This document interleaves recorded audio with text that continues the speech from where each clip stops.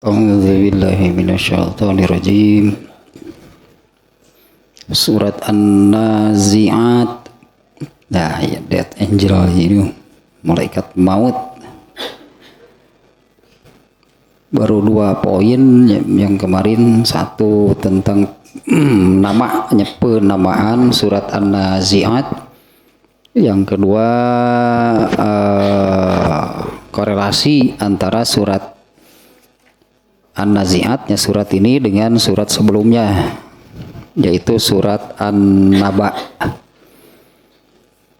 Nah, kita lanjutkan kajian Tafsirul Munir ini. Poin ketiga yaitu makna global atau garis besarnya dari surat An-Nazi'at yang seluruhnya ada 46 ayat. Mana globalnya atau garis besarnya surat ini terbagi menjadi 6. Nah, yang pertama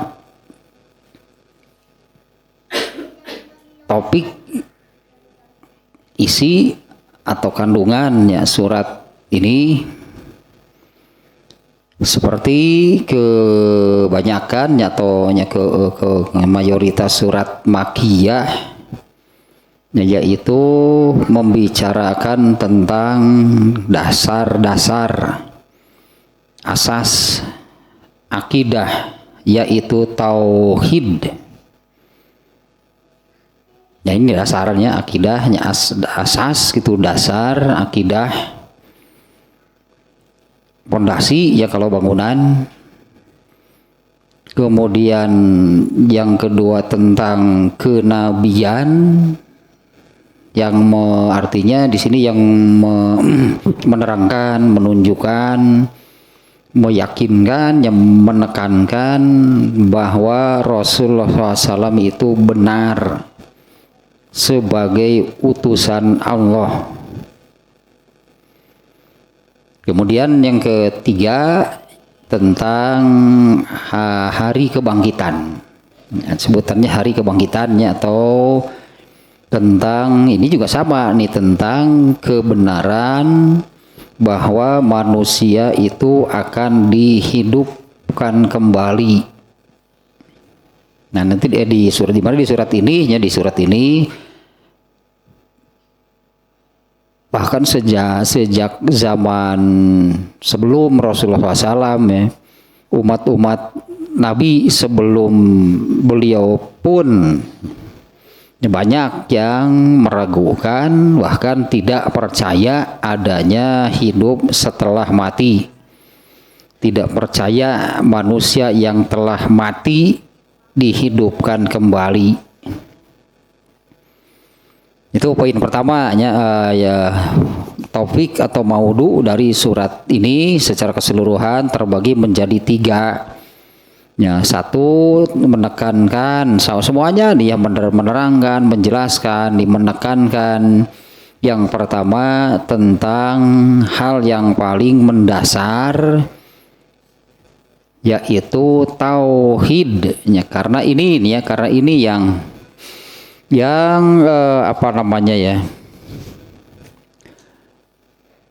yang Allah ajarkan itu kepada seluruh manusia.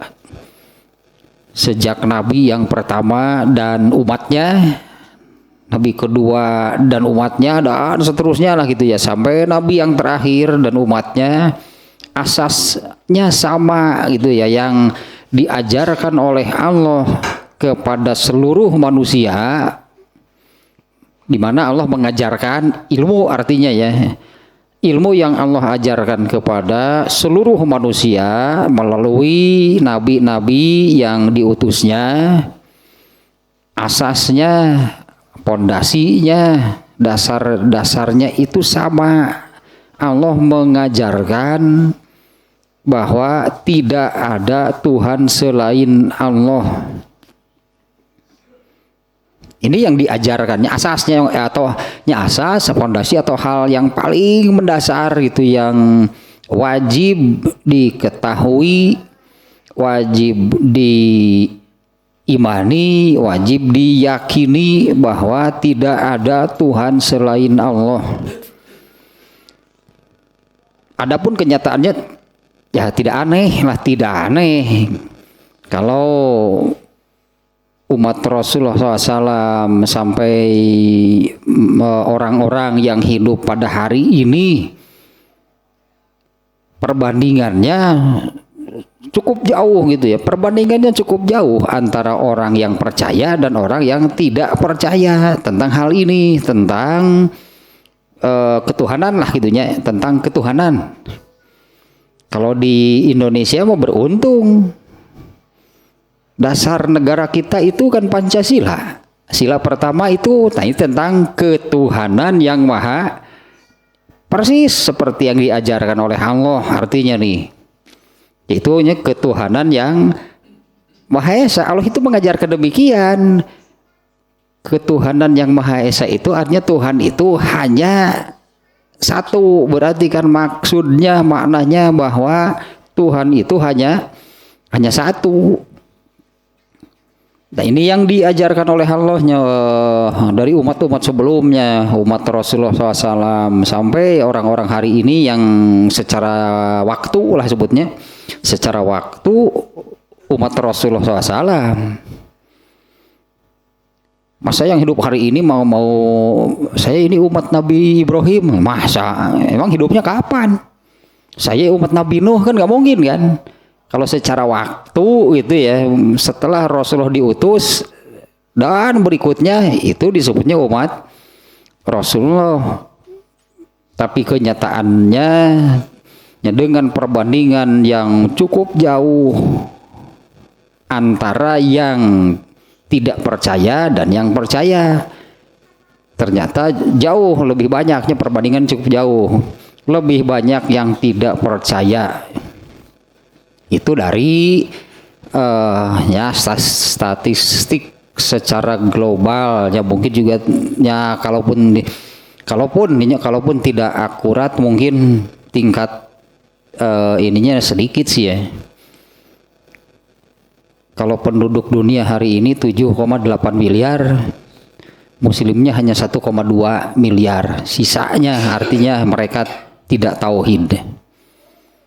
Nah ini yang diajarkan oleh Allahnya ya, poin pertama nih ya, surat ini seperti mayoritas surat Makkiyah ya, membicarakan topiknya, isinya, kandungannya itu tentang 3 hal: tauhid, kenabian, dan hari atau waktu manusia dihidupkan kembali. Ya, kemudian berikutnya poin kedua nih ya, ini mana globalnya. Yang poin pertama nah barusan sampai di sana. Surat ini seperti mayoritas umumnya surat Makkiyah membicarakan tentang tauhid, kenabian, dan hari kiamat. Intinya ini ya, manusia dihidupkan kembali. Poin kedua, surat ini dimulai dengan sumpah. Ya, surat ini dimulai dengan sumpah, di mana sumpahnya ini sumpah dengan malaikat yang mencabut ruh dari jasad manusia. Ya, malaikat yang mencabut ruh dari jasad. Nah, di mana bersumpah dengan malaikat pencabut nyawa ini? Jawab qasamnya mahdzuf di sini. Aduh, apa lagi? Jawab qasamnya tidak disebut. Demi anu misalnya demi apa gitu ya. Nah, di sini kan Allah demi malaikat wan naziati, wan nasyitati, itu semuanya sumpah. Nah, apabila bersumpah berarti Allah mau menyampaikan sesuatu. Nah, ternyata jawab qasamnya kalau dalam tata bahasa Arabnya gitu, ada qasam atau sumpah berarti ada jawab qasamnya. Nah, di mana jawab qasamnya ini tidak disebutkan. Nah, kemarin juga ini ya, juga supaya ini ya dengan contoh yang mudah nih ya, dan mungkin pasti masih ingat kalau yang ini. Wal asri, Itu sumpah. Allah mau bicara apa dengan bersumpah demikian? Innal insana dan seterusnya. Nah itu jawab kosamnya disebutnya. Kalau ada sumpah, ada kosam, pasti ada jawab kosamnya. Nah di sini jawab kosamnya tidak disebutkan. Ya inilah Al-Quran, itunya dengan ragam gaya bahasa yang amal keudag sebenarnya namanya, tidak akan terkejar tidak akan terkejar oleh manusianya. Maksudnya tidak akan ada manusia yang bisa membuat susunan kata atau kalimat seperti Al-Quran. Nah di sini jawab kosamnya, atau apa sih Allah yang dengan bersumpah seperti ini, Allah itu mau menyampaikan apa? Nah ternyata ya jawab kosamnya itu adalah latub'asunnah. Nggak ada di ayatnya karena namanya juga tidak disebut. Atau mahdzubnya dalam istilah ilmu nahwu sarofnya latub'asunnah. Jadi tetap saja antara kosam dan jawabnya ini mesti ada korelasi, ada keterkaitan. Misalnya yang tadi wal asri, demi masa, ini waktu nih ya yang dijadikan sumpahnya oleh Allah. Kemudian Allah mengatakan innal insana lafi khusrin, sesungguhnya manusia itu benar-benar rugi, dalam arti benar-benar celaka. Nah di sini celakanya itu terkait dengan Allah bersumpahnya di sini menyebutkan apa? Yaitu waktu. Nah artinya seluruh manusia, di sini disebutkan seluruh dulunya. Baru kemudian nanti dikecualikan illallazina amanu wa amilus sholihat, kecuali berarti sebelumnya disebut umum dulu, seluruh manusia. Mencakup seluruh, pokoknya lahnya seluruh manusia itu celaka. Nah celakanya itu terkait apa, karena apa, bagaimana? Nah ada hubungannya dengan sumpah yang disebut, yaitu demi waktu, terkait dengan waktu berarti celakanya. Nah Allah sudah menyampaikan demikian berartinya. Nah yang kemudian kan oleh Rasulullah SAW ditafsirkan. Bagaimana penjelasannya gitu kan? Bagaimana penjelasannya? Allah sudah menyatakan demikian. Seluruh manusia celaka karena waktu, terkait dengan waktu, gitulahnya, karena waktu terkait dengan waktu. Nah oleh Rasulullah kan disabdakan yang ini, yang nikmata di magbunun fihi ma kasirun minan nas, ada dua macam kenikmatan di mana banyak sekali manusia yang celaka, yaitu sehat dan waktu. Celaka gitu ya. Nah di sini Rasulullah menyebutkan yaitu dua macam kenikmatan di mana banyak manusia yang celaka. Karena dua macam kenikmatan tersebut, yaitu sehat dan waktu. Nah bagaimana yang celaka dengan waktu? Kembali lagi itu ke alhang reda mau lepas tina ude mau kalah kumaha ge, yaitu waktunya yang di hadis tersebut. Rasulullah sudah menyebutkan dua macam nikmatani magbunun fihima, dua macam kenikmatan. Banyak sekali manusia yang celaka dengan kenikmatan tersebut. Nah yang celaka dengan kenikmatan itu adalah kenikmatan tersebut tidak digunakan sesuai dengan tujuan Allah menciptakan dirinya, menciptakannya. Nah, di mana tujuan Allah menciptakan itu kan hanya untuk beribadah. Nah, gitunya lah ya contoh nubianya, meskipun jadi ada penjelasan sedikit barusan lahnya. Kalau di dalam surat Al-Asr barusan wal asri, ini sumpahnya Allah menggunakan waktu, waktu di situ dijadikan sumpah oleh Allah. Dengan bersumpah demikian, kemudian Allah menyampaikan innal insana lafi khusrin. Artinya manusia celaka itu terkait dengan waktu, dengan sumpah yang disebutkan sebelumnya. Itu korelasinya. Nah, di sini bersumpahnya itu kan atas nama atau dengan nama demi apa? Ya, death angel, malaikat maut. Aduh, sumpahnya menggunakan bersumpah dengan menyebut menggunakan lah gitunya. Allah mau bebas bersumpah dengan apapun. Ya, ada wasamai demi langit, wasyamsi demi matahari, wal qamari demi bulan, wal ardi demi bumi, wal asri demi waktu. Allah mau bebas. Tapi kalau manusia bersumpah nggak boleh bebas, hanya boleh demi Allah. Nah, kalau manusia bersumpah demikian, Allah mau bebas demi non baik. Makanya banyak kan di dalam Al-Quran, contohnya barusan lah wal asri dan sebagainya.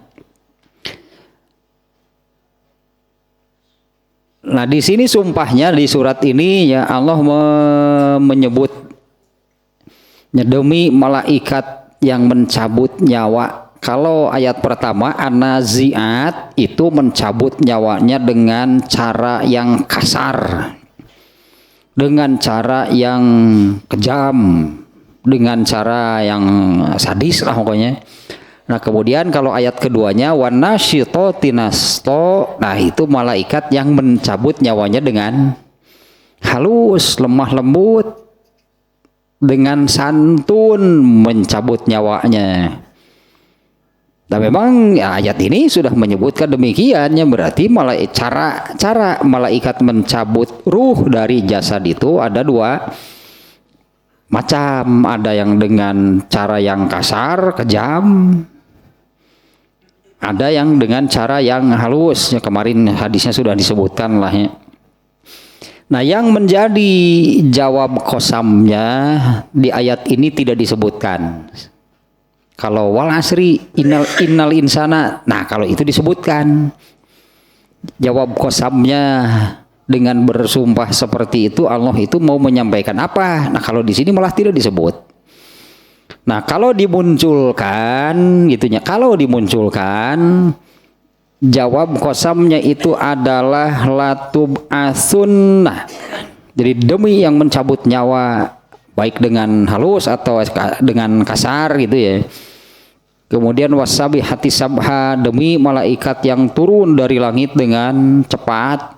Wasabi koti sabko, dan malaikat yang mendahului dengan kencang, dan malaikat yang diperintah oleh Allahnya untuk mengatur mengurus sesuatu itulah di dunia. Nah, sumpahnya ini semuanya dengan malaikat, terutama yang awal, yaitu tentang malaikat yang mencabut nyawa, ayat pertama dan ayat yang kedua. Nah, ini jawab qasamnya yang tidak disebutkan. Nah, kalau dimunculkan, kalau disebut, kalau ditulis, yaitu kata latub asunna, yang artinya kalian pasti akan dibangkitkan atau dihidupkan kembali. Ini jawab qasamnya yang justru tidak disebut gitunya, justru tidak disebut oleh Allah, tidak secara eksplisit tertulis gitu ya di ayatnya. Nah, kenapa ini nih jawab qasamnya itu ini latub asunna, yaitu di mana kata tersebut itu menggugah, mengingatkan dan menegaskan kepada manusia bahwa manusia akan dibangkitkan kembali, dihidupkan lagi. Nah, makanya di sini jawab qasamnya berarti kan tidak jauh dari qasam yang sumpah yang Allah sebutkan di awal itu. Bersumpahnya menggunakan demi malaikat yang mencabut nyawa, artinya manusia itu pasti mati. Ya, dengan dicabut nyawa oleh malaikat itu manusia itu pasti mati.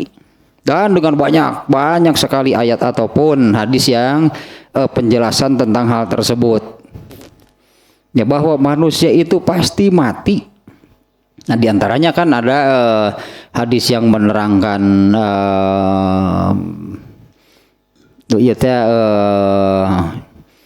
pada malam ke-121 usia kandungan ya. Allah pada malam tersebut Allah memasukkan ruh sekaligus saat itu juga dengan ketentuan jatah umurnya. Itu juga menunjukkan berarti di jatah hidup di dunia itu ada batasnya, ada batas akhirnya. Kalau lahir kapan berarti meninggalnya kapan. Hanya itu dirahasiakan oleh Allah, soal waktu kematian manusia itu dirahasiakan oleh Allah. Tapi itu menunjukkan bahwa manusia itu pasti mati. Kemudian ayat ini juga di Ali Imran ayat berapa yang kullu nafsin za'iqatul mautnya, setiap diri, kalau di situ suka diterjemah setiap yang bernyawa itu pasti akan merasakan mati. Kemudian hadis ini nih ada nasihat Jibril kepada Rasulullah SAW. Di surat naon teh sudah sebetulnya di surat juz ammanya sudah agak lama, di surat apa agak pendek kalau nggak salah suratnya. Ini yang nasihat Jibrilnya mengatakan menasihati kepada Rasulullah, isma syi'ta fa innaka mayyitun. Kalau nggak salah di surat At-Takasur, kalau nggak salahnya udah agak lama sih ya. Isma syi'ta fa innaha mayyitun. Hiduplah, silahkan, artinya nih ya, silahkan hidup sesuka kamu, mau bagaimana, mau dengan cara apa kamu hidup, tapi ingat bahwa kamu akan mati. Kemudian ahbib masyi'ta fa innaka fariku. Cintailah apapun, siapapun yang kamu sukai, kamu cintai, kamu inginkan, tapi ingat bahwa kamu akan berpisah. Artinya menyukai, mencintai apapun lah, mungkin kalau bukan manusia mah, atau mencintai siapapun, ya ingat bahwa kamu pasti berpisah. Kemudian satu lagi, kalau nggak salah mah if'al masyi'ta fa in lam tastahyi, itu lakukan apapun yang kamu mau jika kamu tidak punya malu. Nah itu kemudian dinasihatkan gitunya, isma in lam tastahyi fa'al masyi'ta gitu kalau redaksi dari Rasulullah. In lam tastahyi fa'mal masyi'ta, jika kamu sudah tidak punya malu, bebas lakukan apapun yang kamu mau. Geus teu era mah. Tah kitu pun geus teu era mah. Kalau kamu tidak malu, silakan bebas lakukan apapun yang kamu mau. Nah, di mana Rasulullah SAW kan sudah menyebutkan al-haya'u minal iman. Ya, rasa malu itu bagian dari iman. Kalau orang yang lakukan apapun yang kamu mau, jika kamu tidak punya malu, nah artinya ya geus teu iman, mah bebas lah kumaha maneh. Iman henteu itu. Atau kan maknanya menjadi, kalau ada orang Islam, biar bagaimanapun, kalau orang Islam itu punya iman, makanya jadi orang Islam. Karena kalau yang tidak ada iman sama sekali di dalam hatinya, kafir, namanya bukan Islam. Kalau orang Islam pastilah punya iman. Nah, hanya kalau orang Islam yang kena oleh hadis tersebut, orang Islam yang seperti apa? Ketika melakukan apapun, dia itu sudah tidak punya rasa malu. Prinsipnya orang berarti imannya yang bermasalah kalau demikian. Apabila, tapi tolok ukurnya jangan tolok ukur naluri atau apanya, naluri bawaan, karena sebagai manusia tanpa agama pun itu bagian dari yang namanya manusia punya rasa malu. Yang namanya manusia itu pasti punya rasa malu, itu bagian dari yang namanya manusia. Tapi kemudian kan al-haya'u, rasa malu ini oleh Allah dimasukkan menjadi bagian dari iman. Artinya untuk orang Islam itu setelah Allah memasukkannya menjadi bagian dari iman, tidak bisa dipisahkan antara rasa malu yang ada di dalam dirinya dengan kadar keimanannya. Itu nggak bisa dipisahkan. Jadi malu dan tidak malunya itu terkait itu dengan agama, bukan dengan naluri. Ya misalnya kan ini, oh ini nih diantaranya, ini jadi agak melebar kemana-mana itu, meluber kemana-mana melebar tuh. Diantaranya yang ini, ciri kiamat. Ya, ciri kiamat. Nah, Rasulullah menyebutnya ciri kiamat sih, karena padahal kiamat kan dibagi menjadi 3. Ada kiamat sugro, ada kiamat wusto, ada kiamat kubro. Kemarin di dalam pembahasan Fathul Bari kalau nggak salah sudah ya, kalau kiamat wusto itu berakhirnya satu generasi manusia. Kalau kiamat sugro, kiamat kecil itu apabila di satu keluarga ada yang meninggal. Bagi keluarga itu disebutnya mereka mengalami kiamat. Musibah besar artinya ya, musibah besar. Kalau kiamat wusto itu berakhirnya satu generasi manusia. Kiamat kubro, nah itu kehancuran alam raya. Nah Rasulullah itu menyebutkan min asyroti sa'ah disebutnya ya, di antara ciri kiamat yaitu yazharul munkar, naqosol amal wa yazharul munkar. Ini kiamat apa nih ya yang seperti ini nih? Naqosol amal teh, amal soleh sudah semakin sedikit yang melakukan. Wa yazharul munkar, justru yang nampak di mana-mana itu adalah kemungkaran, perbuatan dosa, perbuatan maksiat. Nah, apa Rasulullah bicara ini?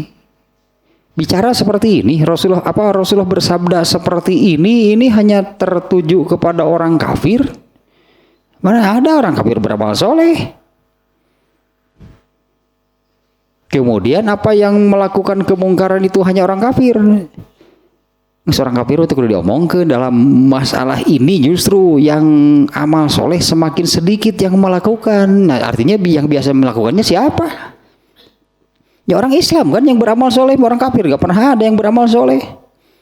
Kemudian wa yazharul munkar, justru sebaliknya yang nampak itu yaitu kemungkaran, pelanggaran, perbuatan dosa, maksiat, itulah apapun namanya. Ini juga ditujukan kepada orang Islam. Artinya dengan kata-kata tersebut nampak nemrak cek bahasa Sunda nama.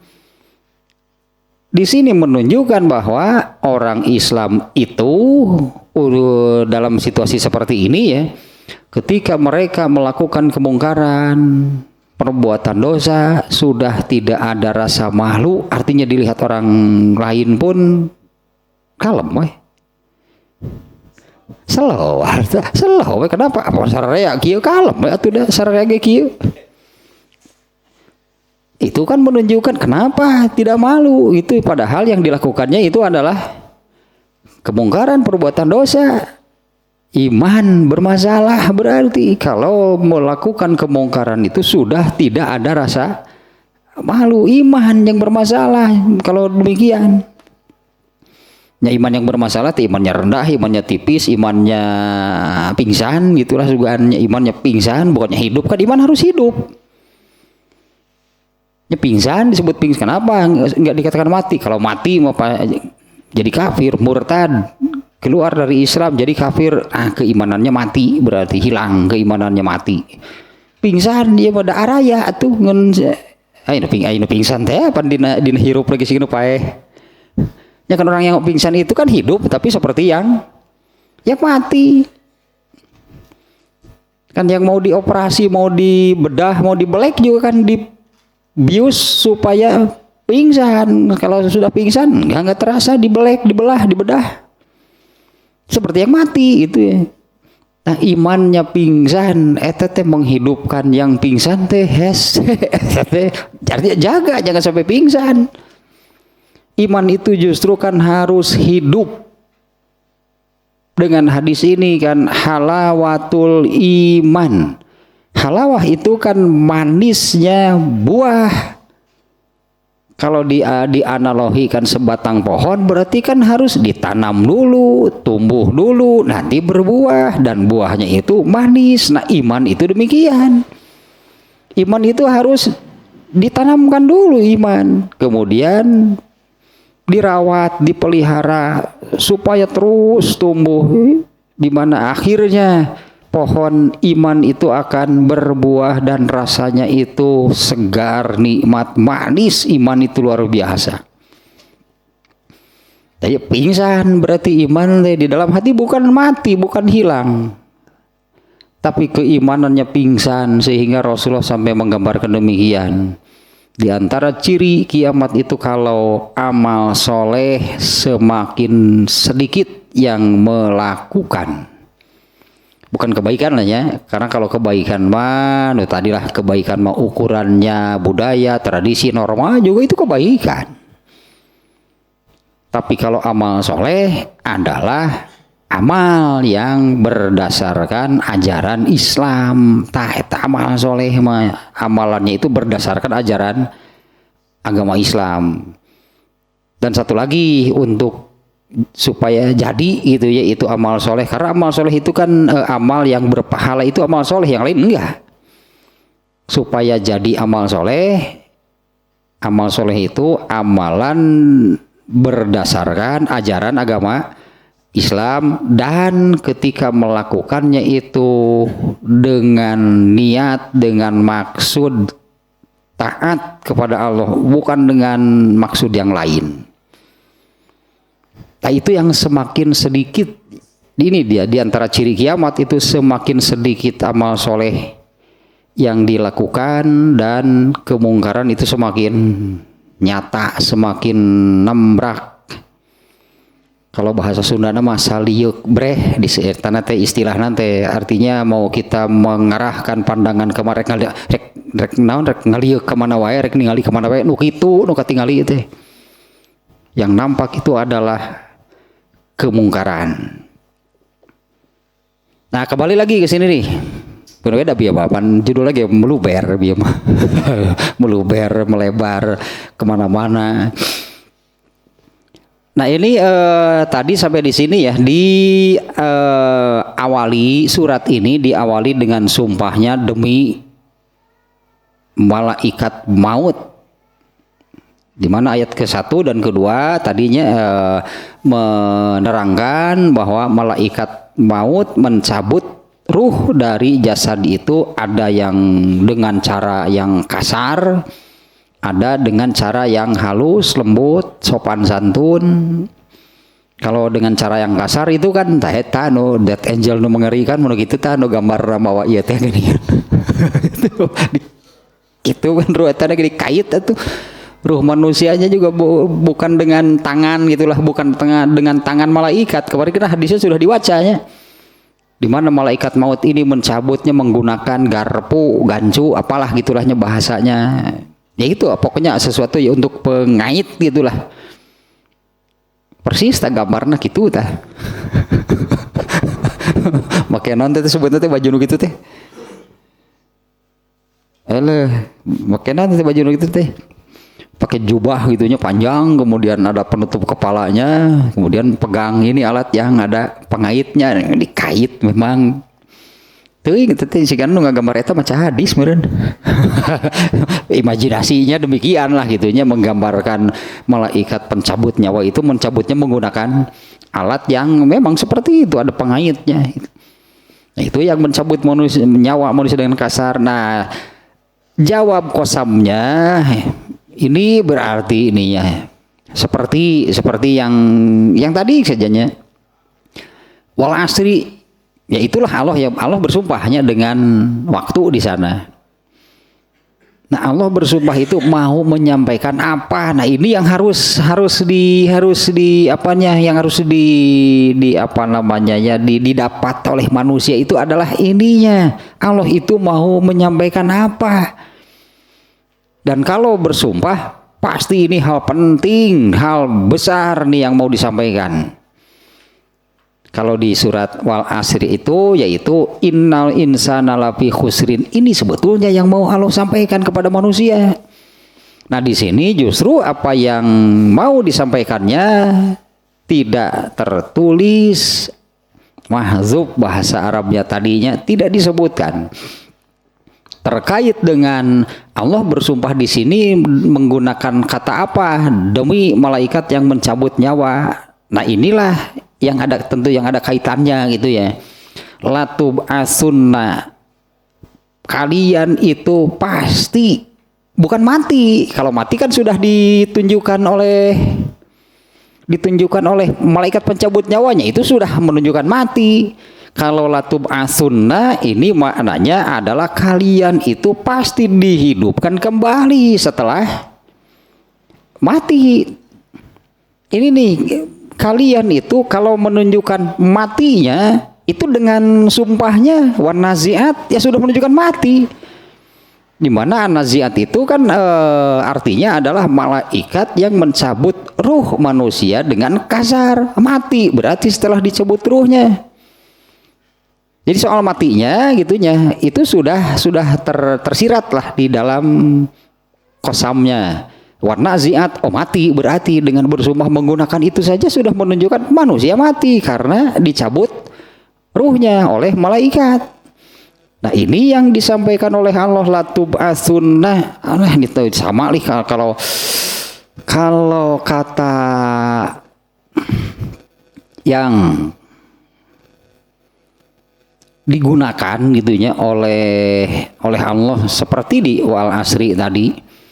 Innal insana lafi khusrin. Di sana itu huruf taukidnya ada 2. Kalau dalam pelajaran nahwu sorof mah huruf taukid ada 2. Satu inna dan satu lagi la yang ada pada fi. Lafi itu 2 kata, sakitu tela dan fi. Kalau la-nya itu lamul ibtida taukid, berarti kalimat itu penekanannya ada 2. Nah di sini latub asunna juga 2. Kalau di sini penekanannya itu kata la dan nun. Latub asunna padahal satu kata, yaitu tentang dibangkitkan. Itulah ya arti katanya. Tapi di sini Allah menggunakan itunya 2 taukid. Kalau dalam bahasa kitanya apa nih ya supaya terasa gitunya. Di sini Allah benar-benar menekankan, menggugah manusia. Artinya manusia jangan sampai lupa, jangan sampai lalai, apalagi mengabaikan tentang hal ini, yaitu kalian pasti benar-benar sungguh yakin, itulah bertubi-tubi kata yang menekannya, pasti dibangkitkan atau dihidupkan kembali setelah mati, dicabut ruhnya oleh malaikat pencabut nyawa. Nah, itu kan sumpahnya demi malaikat yang mencabut nyawa, itu sudah tersirat di sana bahwa manusia itu pasti mati. Kalau di hadis di ayat yang lain tadi ya siapa Ali Imrannya 185 kalau nggak salah. Ya, yang itu yang kullu nafsin za'iqatul maut. Ada 2 kalau nggak salah di Qur'annya yang bunyi redaksinya demikian, kullu nafsin za'iqatul mautnya, setiap diri, setiap jiwa itu pasti akan mati. Kalau di surat ini yang menunjukkan matinya itu disebutkan dengan sumpahnya, yaitu demi malaikat maut yang mencabut ruh dengan kasar. Mati berarti kan dicabut ruh. Nah ini kemudian yang jawab kosamnya, atau ini sebetulnya yang ingin disampaikan oleh Allah gitu ya kepada manusia itu, ya itu tentang manusia itu akan sihnya memang belum. Manusia itu akan dihidupkan kembali setelah mati, di mana matinya itu dengan cara ruhnya dicabut oleh malaikat maut, akan dihidupkan kembali. Nah, di mana hal ini? Kata ini ditunjukkan oleh apa yang ada di ayat berikutnya, yaitu ayat ke-6 dan ke-7. Kalau ayat 1 sampai 5 nih ya, ayat 1 sampai 5 di sini kan sumpah, semuanya sumpah nih. Diawali dengan huruf wawu nih sumpah teh, makanya wawunya wawu qasam dalam bahasa Arab disebutnya. Wal naziati, kemudian ayat kedua wan nasyitoti, ya ayat ketiga wasabihati, ayat keempat fasabiqoti, ayat kelima fal mudabbiroti. Nah 5 berarti sumpahnya, ada 5 ayat, sampai ayat kelima itu hanya sumpah isinya, demi anu gitu, ada 5. Nah, adapun jawab qasamnya yaitu kata latub asunna, pasti kalian itu akan dibangkitkan. Dari mana bisa menetapkan bahwa jawab qasamnya itu kata tersebut tentang manusia akan dibangkitkan kembali atau dihidupkan kembali setelah matinya? Ini dengan dalil ayat ke-6 dan ke-7, yaitu yauma tarjufur rajifah. Sungguh kamu akan dibangkitkan pada hari ketika tiupan pertama mengguncang alam. Berarti semua manusia merasakan kejadian kiamat. Ya, manusia merasakan kejadian kiamat. Karena kiamat ini kan kehancuran seluruh alam raya. Termasuk berarti di dalamnya alam kubur. Kalau yang masih hidup di dunia ya jelaslah merasakan iza zulzilatil ardu, bumi diguncang seguncang-guncangnya. Kemudian kalau di surat Al-Qaryah itu yauma yakunun nasu kal farosil mabthus wa takunul jibalu kal ihnil manfus, gunung itu tercabut sampai diterbangkan dan hancur lebur, muruluk seperti bulunya gitu yang diterbangkan. Nah, itu akan merasakan manusia semuanya. Nah, itu dihidupkan pada hari kiamat, yaitu terjadinya guncangan bumi atau kehancuran alam raya lah itunya, itu semua manusia merasakan kengeriannya. Setelah proses itu selesai, lenyaplah seluruh alam raya, Allah kembali sendirian. Ya, lenyaplah seluruh alam raya, seluruh makhluk gitulah, seluruh makhluknya itu lenyap. Nah, kejadian tersebut itu disebutkan pada hari tiupan sangkakala yang pertama. Nah, tiupan sangkakala yang kedua, nah inilah awal kehidupan di akhirat.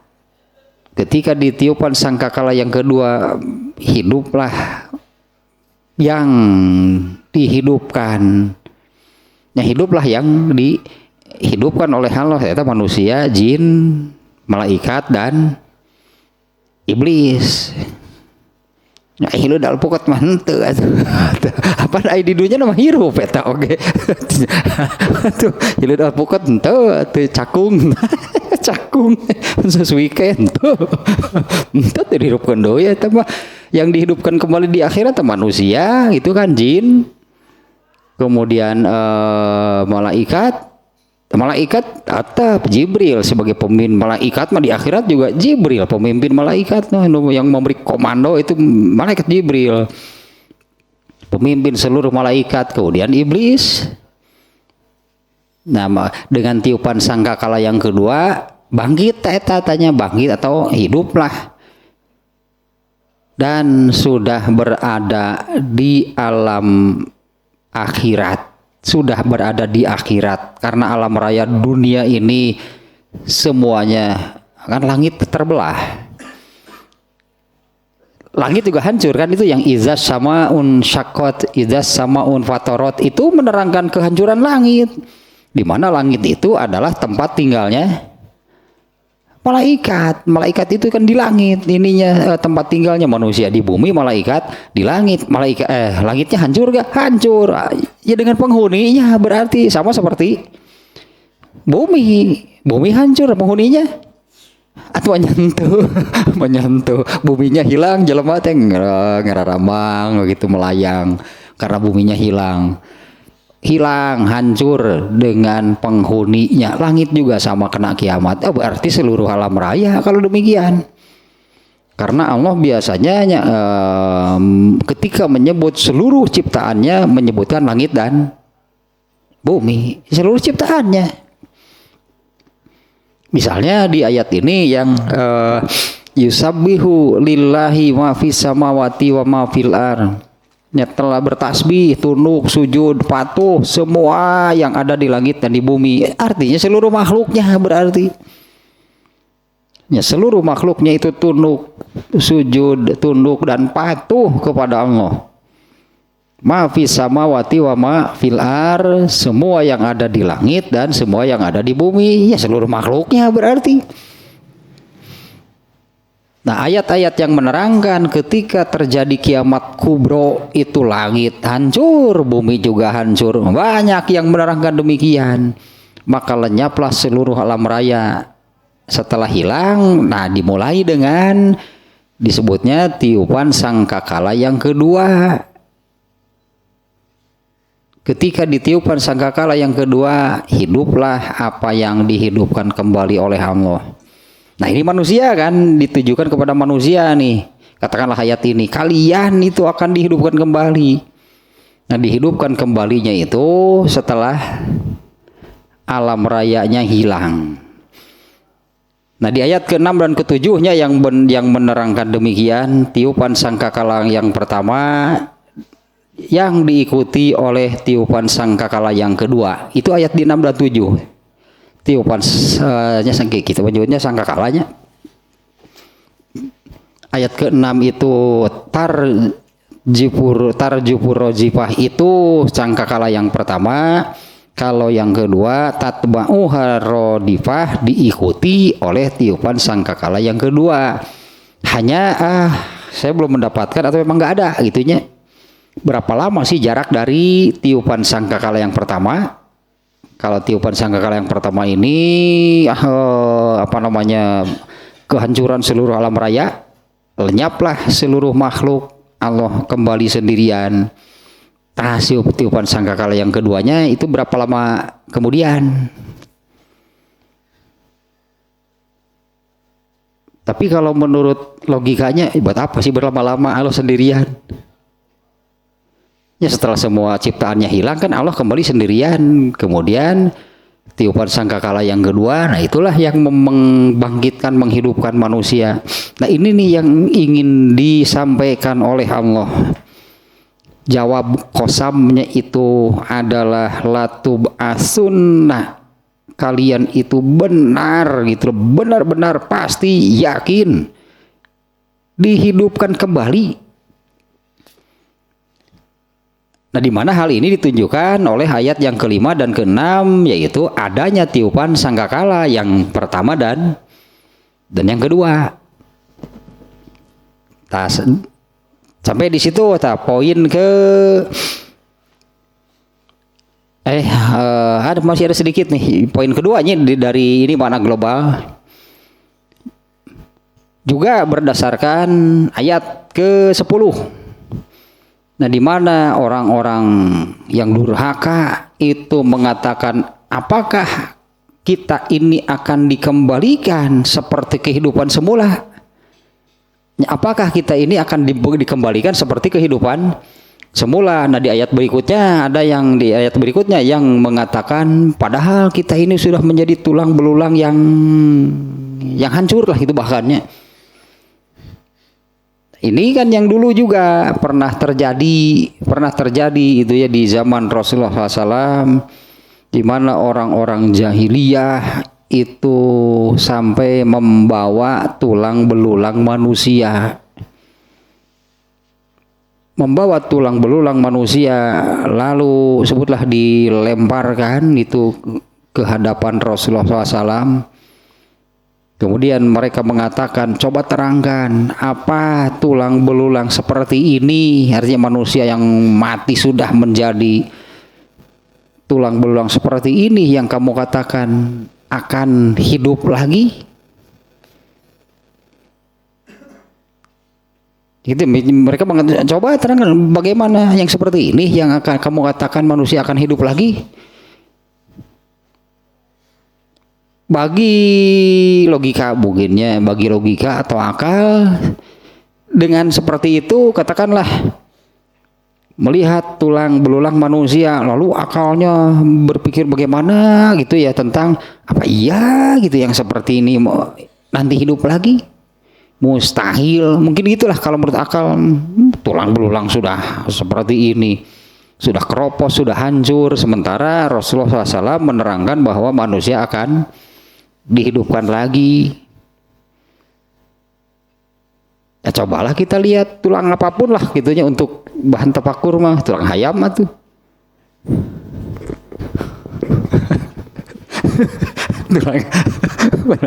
tulang hayam kalau pun kerjaan seblak tingali ceker teh tingali heula ulah makan dihuapkeun tulang ieu nya wah sudah dimutilasi lah, sudah dipotong-potong menjadi ini, si cekernya ini kan terpisah kan dari badannya. Ya samalah kalau disebut hidup lagi, apa ceker seperti ini gitu. Hidup lagi. Teka harti nggak sih huapkeun sok geus kitu mah. Teka harti nggak sih huapkeun geus kitu mah. Gayam ngarosok bener hancur tah. Ya benar hancur dan hilang pada akhirnya. Artinya meskipun bukan dimakan oleh manusia, katakan tulang belulang itu pada akhirnya akan demikian, karena tidak ada yang tidak hancur. Pada akhirnya ketika terjadinya kiamat, nah itu kan proses kehancuran seluruh alam raya. Apa yang tidak hancur semuanya juga akan hancur, akan hilang. Nah, orang-orang jahiliyah membawa tulang belulang manusia. Coba terangkan apa tulang belulang seperti ini yang kamu katakan nanti hidup lagi. Ya Rasulullah tidak menjawab. Nah kemudian Allah menurunkan ayat yang menerangkan proses bagaimana caranya Allah menghidupkan yang sudah mati. Ternyata dengan jawaban itu mudah bagi Allah, itu ternyata tidak ada yang susah dan benar pasti demikian. Ini yang disampaikannya adalah ini nih ya, kalian itu pasti akan dihidupkan kembali. Nah maksudnya di sini Allahnya sangat menekan, bahkan bersumpahnya pun dengan 5-nya yang disebut, ada 5 yang dijadikan sumpahnya. Yang dijadikan sumpahnya itu adalah di ayat ini kan malaikat pencabut nyawa. Iyalah manusia itu pasti mati, dan hakikatnya yang namanya mati itu seperti ini, yaitu ruhnya dicabut. Bukan karena kecelakaan, bukan karena penyakit. Kalau karena kecelakaan, karena penyakit, ada yang kecelakaan parah lah, orang berpikir sudah nggak mungkin ada yang hidup, ternyata masih hidup.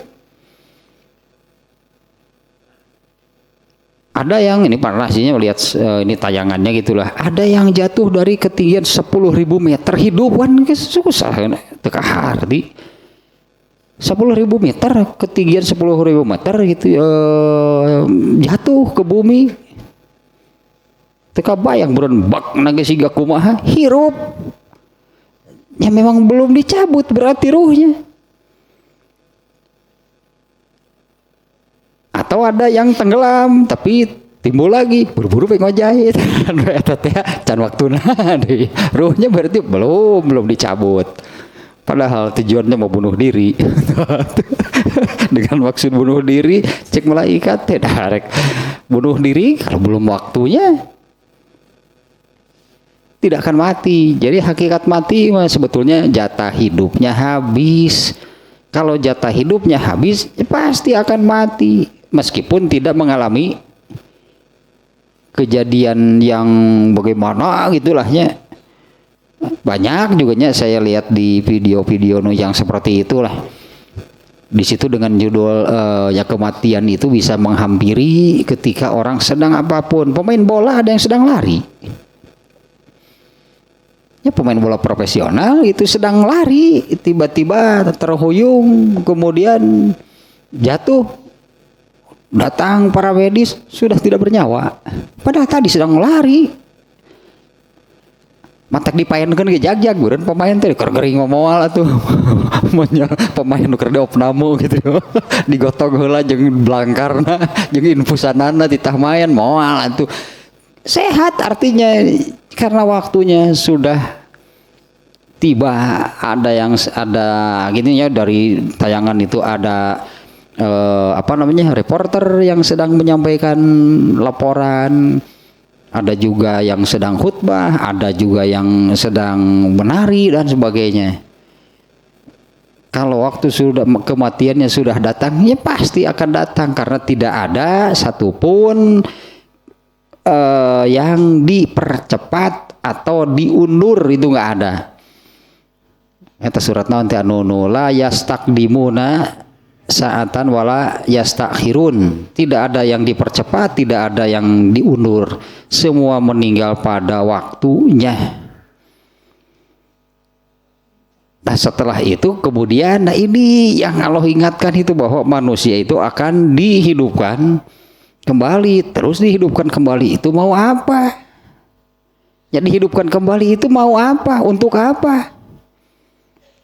Ternyata akan dihidupkan kembali itu untuk mempertanggungjawabkan amal selama di dunia dengan balasannya masing-masing.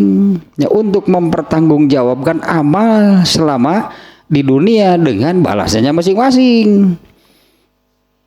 Kalau amal soleh balasannya surga, gitu kan intinya. Kalau kemungkaran itu balasannya neraka. Itu gitu tujuan, maksud Allah manusia dihidupkan kembali itu untuk mempertanggungjawabkan seluruh amalnya ketika di dunia. Ini yang diingatkan oleh Allah. Latub asunna tadinya, kalian itu pasti yakin akan dihidupkan kembali. Allah di ayat inilah diantaranya surat Al-Jumu'ah ayat 8. Katakan oleh Muhammad, innal mautallazi tafirruna minhu, sesungguhnya kematian yang kalian selalu menghindarinya. Di ayat ini nih ya, surat Al-Jumu'ah ayat 8. Katakanlah oleh Muhammad, sesungguhnya kematian itu kematian yang kalian selalu berlari menghindarinya.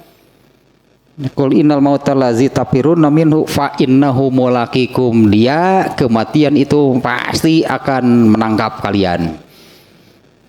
Pasti kematian itu akan kena kepada kalian. Fa innahu mulaqikum, pasti dia akan mendatangi dan akan kena kepada kalian. Nah, lanjutannya setelah ini lanjutan kalimat di ayat tersebutnya. Fa innahu mulaqikum summa turadduna ila alimil ghaibi wasyahadah. Kemudian kalian akan dikembalikan kepada yang maha tahu perkara gaib ataupun perkara yang nampak. Terus lanjutannya ila alibil ghaibi fa yunabbiukum bima kuntum ta'malun. Kemudian Allah tahiduh ngeri itu ayat itunya. Kata-kata ini nih fa yunabbiukum.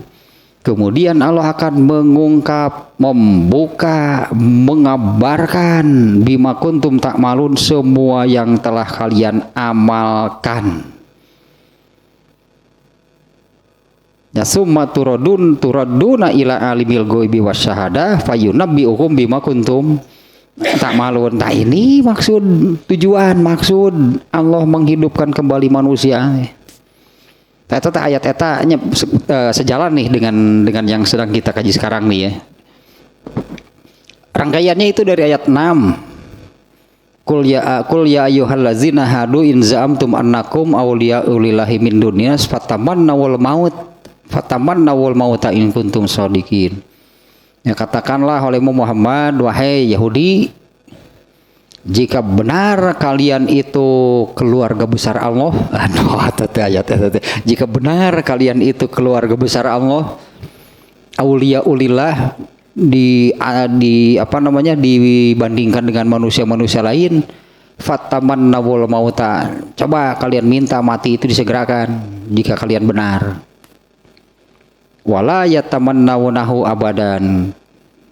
Di ayat ketujuhnya tidak ada yang bisa menghindari, memanggil kematian sampai kapanpun. Wala yatamannawunahu abadan.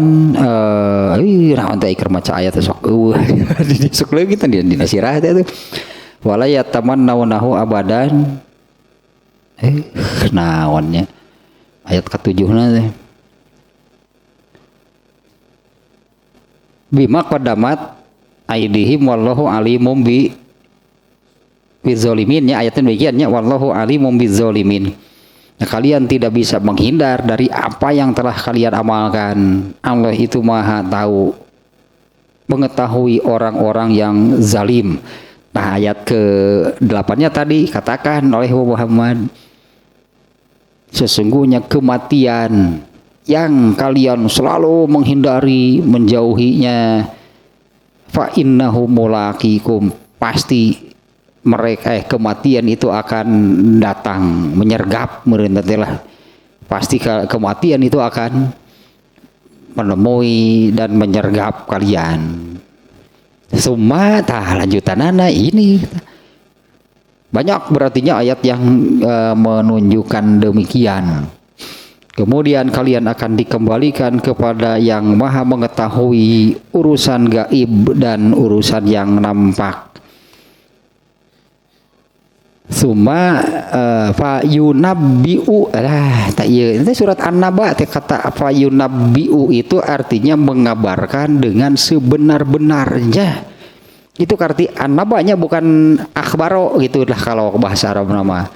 Bukan menggunakan khobar, tapi menggunakan fayunabbi'u, Allah akan mengabarkan, mengungkap, membuka sebenar-benarnya, asli. Nah, artinya tidak ada yang direkayasa, tidak ada yang ditambah, tidak ada yang dikurang. Semua yang telah diamalkan oleh manusia itu akan diungkap, dibuka. Bima kuntum ta'malun, apa yang telah kalian amalkan.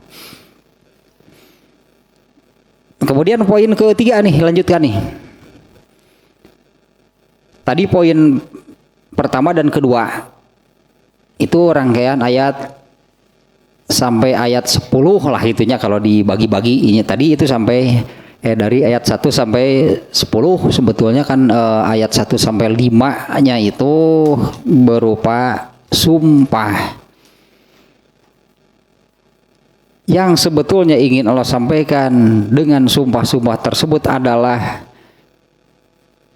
latub sunnah, seperti yang ada di surat Al-Jumu'ahnya dengan kata fayunabbi'u. Kalau di sana sama maksudnya, fayunabbi'u, dibangkitkan, dihidupkan kembali, sumaturaduna, kalau di sana dikembalikan, kalau di sini dibangkitkan, dihidupkan kembali. Nah, kemudian poin ketiga, mulai dari ayat 8 nih, ayat 8 sampai 18, ayat 8 sampai 14. Kemudian Allah menerangkan keadaan orang-orang yang mengingkari. Ada yang mengingkari secara terang-terangan, seperti tadi orang-orang jahiliyah yang membawa sengaja membawa tulang belulang manusia. Maksud mereka itu ya, mereka itu mengingkari adanya hidup setelah matinya. Dengan cara demikian maksud mereka itu mengingkari hal tersebut.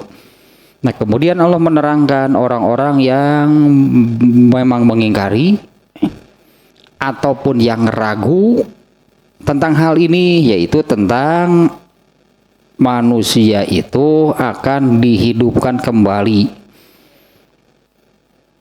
Nah, ini menerangkannya, Allah menerangkan orang-orang yang mengingkari atau orang-orang yang ragu tentang adanya hal tersebut.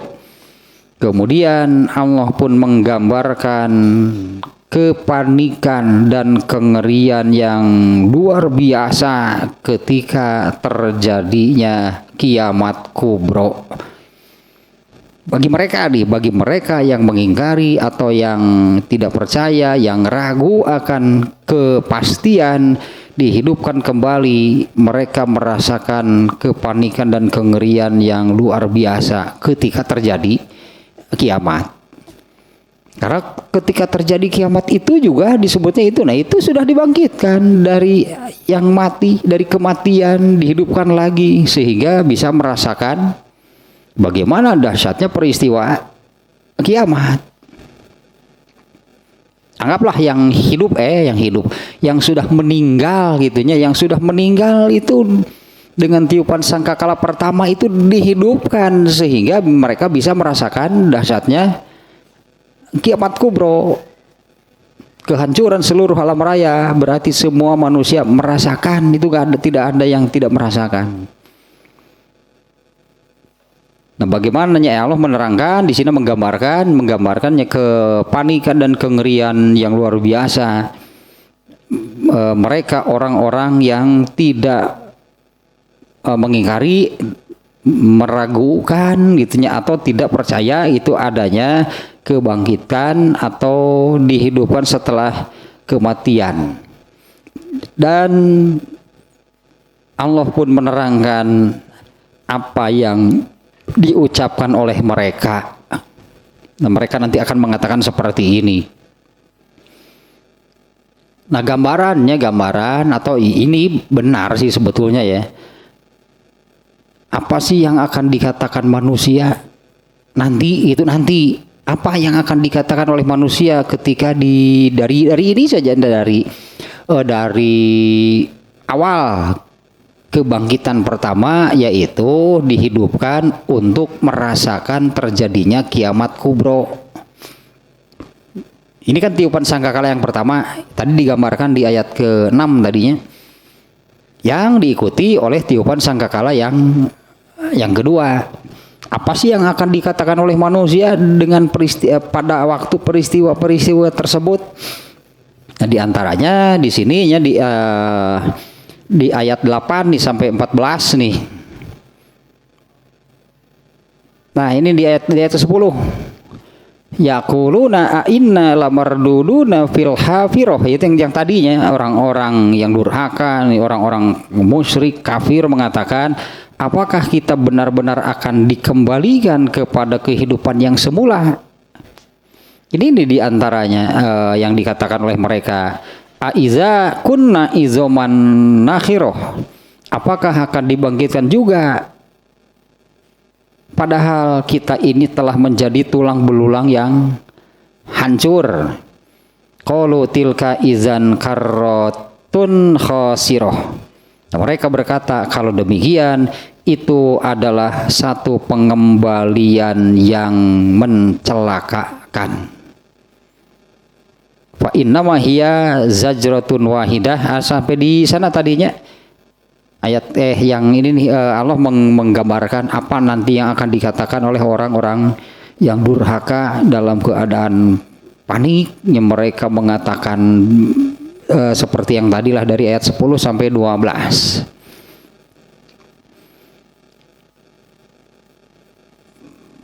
Masih ada waktunya panjang ya bagi itu. Poin ketiganya dari itu, poin ketiga itu dari ayat 8 sampai 14.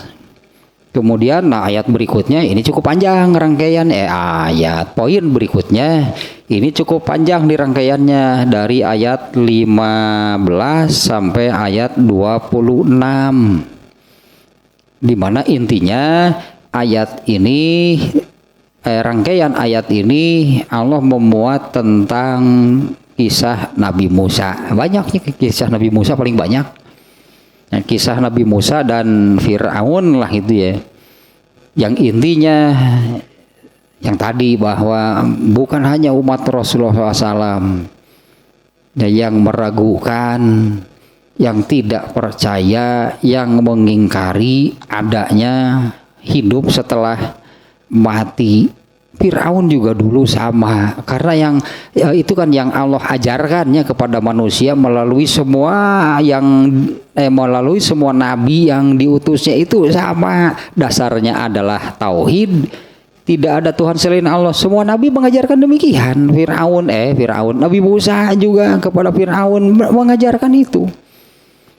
Kemudian melalui semua nabi juga mengajarkan tentang nanti akan ada kiamat, manusia akan dihidupkan lagi, kemudian diadili. Itu udah sama semua ajarannya.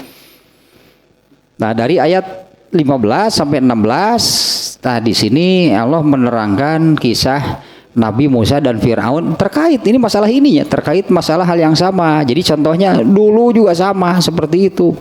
Fir'aun juga sudah menyampaikan tentang adanya hari kiamat, tentang adanya akhirat, surga, neraka, manusia akan dihidupkan lagi. Ini sudah disampaikan juga oleh Fir'aun oleh Nabi Musa nya kepada Fir'aun dan pasukannya gitulah. Kemudian mereka mengingkarinya, dan untuk kaum yang dulu, orang-orang yang durhaka demikian itu sudah Allah siksa ketika atau sejak di dunia. Ya, Allah sudah menyiksa Fir'aun dan kawan-kawan, Allah dan pasukannya, dan and the gang itu pokoknya nama lah. Itu Fir'aun and the gang pokoknya nama sudah Allah siksa ketika di dunia kalau tidak mau percaya. Kalau tidak, atau kalau mengingkari, bahkan membangkang, itulah sebutannya, bahkan membangkang kepada Allah, yang demikian itu pasti akibatnya itu azab dari Allah, akibatnya itu pasti siksaan dari Allah. Bahkan kalau umat terdahulunya sudah Allah siksa sejak di dunia. Kemudian berikutnya kaum Ad, kaum Samud juga sama. Allah sudah menyiksa mereka sejak di dunia, dan di akhirat juga nanti akan disiksa lagi. Nah, ayat 15-nya sampai 16 ini Allah memuat tentang intinya tentang ya bagaimana Nabi Musa dan Fir'aun, di mana Fir'aun itu salah satu contoh ini ya, manusia yang mengingkari, sebetulnya mengingkari semuanya. Mengingkari itu tadi kalau di awal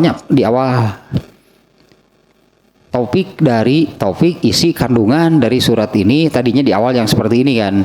Seperti mayoritas surat-surat Makkiyah, yaitu menekankan pentingnya urusan akidah, pentingnya urusan tauhid, kemudian meyakinkan kerasulan Muhammad SAW, dan meyakinkan itu tentang adanya kehidupan setelah mati, atau manusia itu akan dihidupkan setelah mati.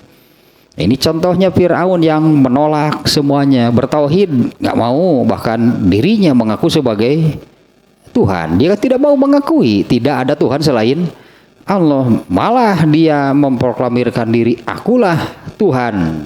Kalau di ayat yang lain itu Nabi Musa, Fir'aun jadi disebut Nabi Musa.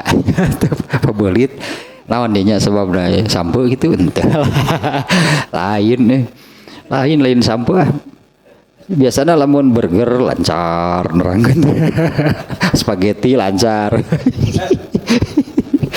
Hari gitu mah. Sekarang balelo aduh. Naon bitir kenangan naon atuh?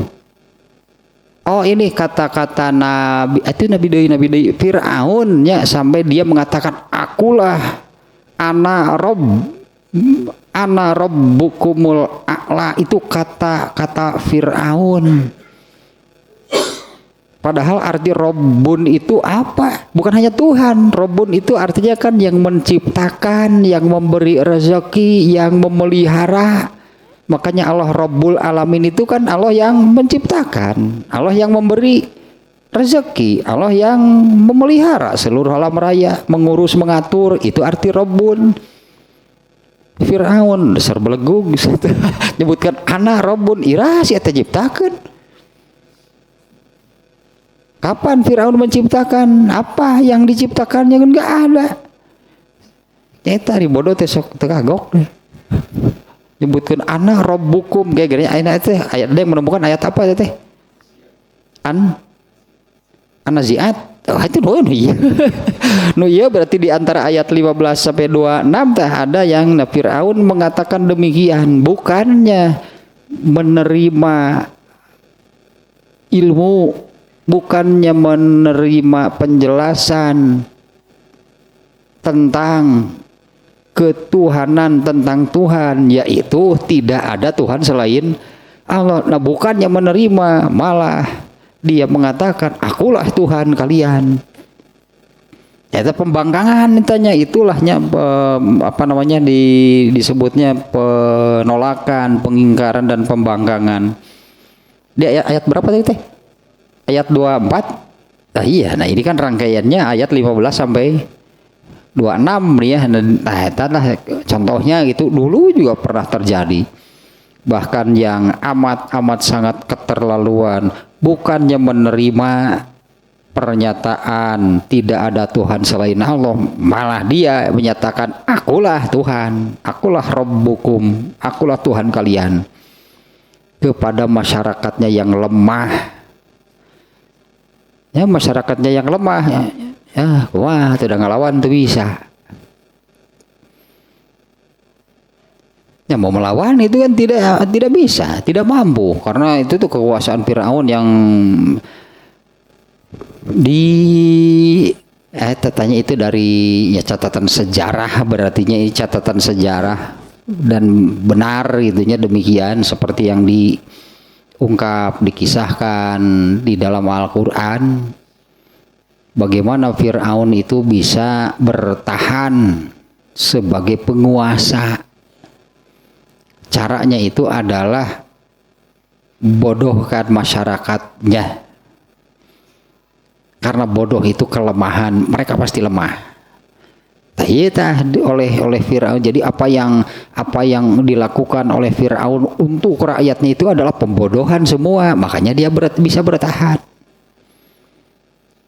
Kemudian oleh Allah dihancurkan. Nah, ini kan skenario Allah sempurna, pasti dihancurkan itu oleh jajahannya, yaitu Bani Israel. Nabi Musa itu dari Bani Israel. Caranya masukkan ke dalam istana, kemudian dialah yang menghancurkan Firaun, Nabi Musa. Tatan disebut makar di bahasa Al-Qur'an banyak. Mereka membuat makar terhadap Allah, kemudian Allah membuat makar kepada mereka, atau Allah membalas makar mereka itu ternyata dengan cara yang tidak terpikir, pasti tidak terduga. Firaun tidak akan menduga kalau Nabi Musa yang dipungutnya dari sungai itu dia yang akan menghancurkannya. Ternyata sama sekali kan nggak akan terpikir oleh Firaun kan Nabi Musa menang tadi kait pentiwalungan. Emang entog. Ya, Nabi Musa itu kan dihanyutkan di sungai, ya, skenario Allah demikian. Lalu menepilah ke belakang istana Firaun, diambil oleh istrinya, diurus di istana. Setelah besar, ini dia ternyata yang akan menghancurkan Firaun. Sedikit lagi lah tanggung artinya ini. Kemudian rangkaian ayatnya dari ayat 27 nih. 27 sampai 32. Kemudian Allah mengajak bicara aninya, ya Allah mengajak bicara kepada mereka yang mengingkari adanya hari kebangkitan atau manusia dihidupkan lagi. Nah, di mana isi pembicaraan tersebut dari Allah itu meyakinkan kepada mereka yang mengingkari, meyakinkan adanya kebangkitan atau hidup setelah mati dengan bukti-bukti yang nyata. Itulah di ayat 27 sampai 32-nya. Allah mengajak bicara mereka yang mengingkari atau yang tidak mau percaya, di mana Allah menunjukkan bukti tentang kepastian gitu hal tersebut, yaitu kepada orang-orang yang inilah yang mutahidiyan nyatugyanuhum, yaitu orang-orang yang la zalimnya itu melampaui batas, mereka membangkang kepada Rasulullah SAW. Sekaligus Allah mengingatkan mereka para pembangkang itu annahum ad'afu min khalqis samawati wal ardi wal jibali. Manusia itu lebih lemah daripada langit, bumi dan gunung. Itu dari ayat 27 sampai 32. Nah, kemudian bagian akhirnya Allah menutup surat ini dengan, nah ini sering dimunculkan oleh Allah nih ya. Artinya Allah sering mengulang tentang hal ini. Allah menutup surat ini dengan penjelasan tentang kondisi, situasi, keadaan atau kedahsyatan hari kiamat dan akhirat. Kemudian Allah menerangkan pada akhirnya manusia itu akan terbagi menjadi dua, yaitu orang-orang yang berbahagia dan orang-orang yang celaka. Kemudian Allah juga memuat tentang pertanyaan orang-orang musyrik, kaum musyrikin saat itunya kepada Rasulullah SAW tentang waktu terjadinya kiamat. Ya, kemudian Rasulullah SAW mengarahkan itu bahwa kalau tentang waktunya kapan terjadinya kiamat itu hanya Allah, tidak ada selain Allah yang mengetahuinya. Bahkan Rasulullah SAW sendiri pun tidak tahu akan hal tersebut, yaitu tentang kapannya terjadinya kiamat. Nah, adapun tadi kan Rasulullah SAW itu hanya mengungkapkan ciri-cirinya, di antaranya yang tadinya ciri yang diungkap. Amal soleh sudah semakin sedikit itu yang mengerjakan, bahkan orang yang notabene ibadah ternyata bukan amal soleh yang dilakukannya. Itu yang diungkapkan di dalam hadis ini, umurun tunkirunaha, kalian akan mendapati banyak hal yang kalian ingkari padahal mereka itu orang Islam. Mereka bicaranya seperti kita, yaitu bicara tentang agama tapi malah kemungkaran. Mereka mengerjakan apa yang ada di dalam agama Islam ini tapi hakikatnya itu malah kemungkaran. Itu oleh Rasulullah diungkapkan sebagai umurun tunkirunaha, akan banyak yang kalian ingkari. Contohnya kalau kita melihat misalnya, kalau kita melihat mendapati ada orang yang mengerjakan sholat, kita mengingkari, kenapa ya sholatnya begini, kenapa angkat tangannya, artinya kita mengingkari, padahal itu sholat yang dikerjakan tapi kita ingkari, artinya itu tidak sesuai dengan apa yang ditetapkan, diajarkan di dalam Islam, yang diamalkannya ajaran Islam. Kemudian yang dibicarakan, kalau bicara urusan agama, tapi semuanya itulah sudah menyimpang berarti. Itu diantara ciri-cirinya. Rasulullah hanya bisa menyebutkan cirinya, tidak bisa menyebutkan kapan terjadinya kiamat. Ini di akhir surat ini ya. Kemudian Allah juga menekankan juga tentang kebenaran terjadinya kiamat dan bagaimana kepanikan, kengerian orang-orang durhaka ketika hal itu benar-benar terjadi. Dan yang terakhirnya, kemudian mereka juga mengetahui ternyata hidup di dunia itu amat-amat singkat. Wa ma'rifatuhum anna maksahum fid dunya kamikdaril asyi awid duha. Setelah itu mereka menyadari ternyata hidup di dunia itu Ya setelah mati, setelah kiamat apalagi barulah menyadari, barulah terasa bahwa hidup di dunia itu amat singkat. Di sini disebutkannya ya seperti waktu waktu sore, waktu siang, atau waktu duha. Waktu duha kan tidak lama. Duha itu jam sabaraha jam sabaraha. Duha memulai dari bisa berjemur sampai panas kalau berjemur. Tah sakitu duha mah tah gambaran anak paling sakitu sebetulnya hidup di dunia itu sangat. Nah mereka menyadarinya setelah terjadi kiamat. Ternyata di dunia itu hidup itu singkatnya amat singkat. Ya paling gitu gambarannya sepertinya waktu duha ini berapa lama waktu duha? Atau yang disebut subuh berapa lama waktu subuh? Bahkan ada ayat yang menyebutkan hanya sekejap mata sebetulnya hidup di dunia ini amat singkat. Nah kalau dikaitkan ke yang tadi isinya ke yang awal wal asri, benar nih Allah mengingatkan soal waktu, berarti karena seluruh manusia itu celaka nih karena waktunya. Ya, artinya itu kan berarti waktunya yang hanya sedikit, yang hanya seperti waktu duha itu tidak digunakan. Ya, tidak digunakan sesuai dengan tujuan apa Allah menciptakannya. Itu definisi syukur kayak gitu. Ya, istimalun nikmati muwafiqan atau apa nanti muwafiqan lima khuliqalahu kalau nggak salahnya. Ada yang demikian, ada juga yang tujuan Allah memberikannya. Ya, menggunakan kenikmatan dari Allah tidak sesuai dengan tujuan apa dia diciptakan. Tanu kembali kepada UUD ya, yaitu Allah menciptakan manusia itu hanya untuk mengabdi kepadanya.